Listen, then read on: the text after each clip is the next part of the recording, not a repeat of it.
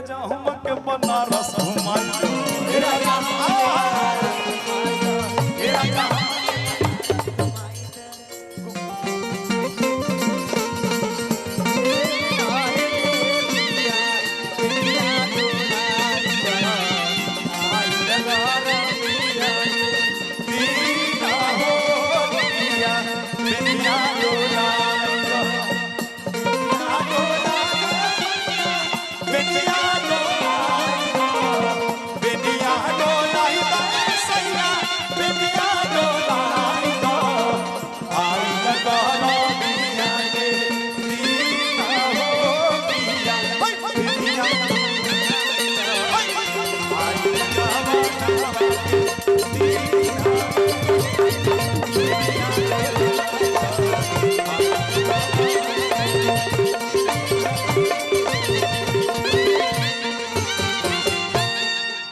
गोदना के भाव गोदना के भाव बड़ा मीठा बा। लास्ट कड़ी में बा कि गोदना गोदा वाला के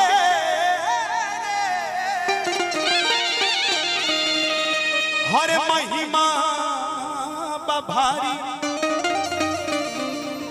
नटिनिया ऐसा ही गोदना ना गोदावेली ई गोदना हमार का कल्चर परंपरा रहल ह जे आज बदल के हो गइल बा का टाइटल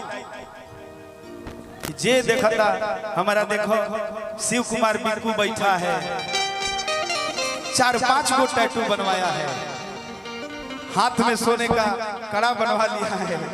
और शिव कुमार बिक्कू कम से कम से हमें 75 गो टैटू बनवा 2-4 थे देखा पाओ ना, बाकी ना देखा पाओ।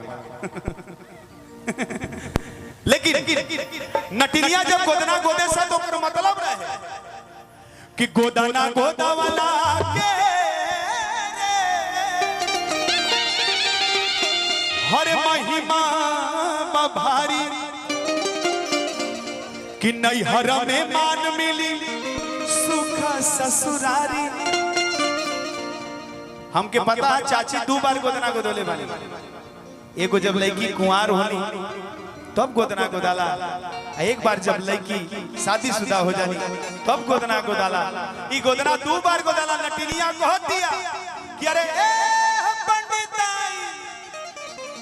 अरे 3 गुना ना 4 गुना बनल रही, साहब का प्रमोशन हो जाए, खेती में बढ़ोतरी हो जाए, घर में लड़का का आगमन हो जाए, और नईकी पतही आगे भगवान करे। कैसे नटिनिया कह दिया, देखा हमारा आशीर्वाद बहुत तेज लगबो करेला, हमारा आशीर्वाद बहुत तेज लगेला। कहो कौन ठीक कम के सोहर गावे फिर आवे जा कि गोदना गोदा वाला के हर महिमा भारी कि नैहर में मान मिली कि सुख ससुरारी, कि सैया जी के प्यार मिली जन्म जन्म। ए चाची ऐसे कहता नहीं कि पतोहिया से गोदना गोदा दी। हेमा पांडे जी से कोई कि गोदना गोदाले उनकरा दुआरी पर 2 ठे नट आइल वालो, एगो अलका सिंह पहाड़ी आ दूसरा मनोहर सिंह गोदना गोदाले लो। ठाकुर जी वाकई में हम लोगों ने नट नटाइन की तरह कपड़े भी पहन रखे हैं, ब्लैक पहन रखा है। नट ब्लैक पहने ना? हाँ ज्यादातर मैंने काला ही देखा है। नहीं, नट द्वारा झुमका कलर कपड़ा पहने। नटिनिया कह दिया कि गोदना गोदा वाला के महिमा भारी, हर नैहर में मान मिली सुख ससुरारी, कि सैया जी के प्यार मिली जन्म जन्म, सैया जी के प्यार मिली जन्म जन्म। गोदवा हो गोदना गोदवा गोदवा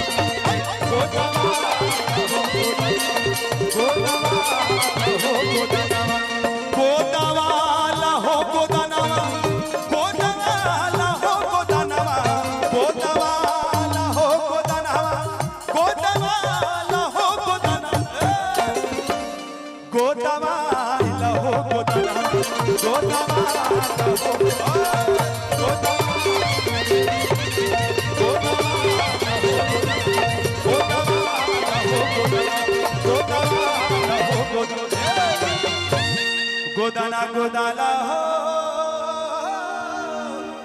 ए गोदाना। बहुत बहुत धन्यवाद। अलका तू कुछ गावे के तक गा। Thank you. मैं बस मैंने सोच के रखा हुआ है कि जब मैं रविंद्र चाचा जी के यहाँ जाऊंगी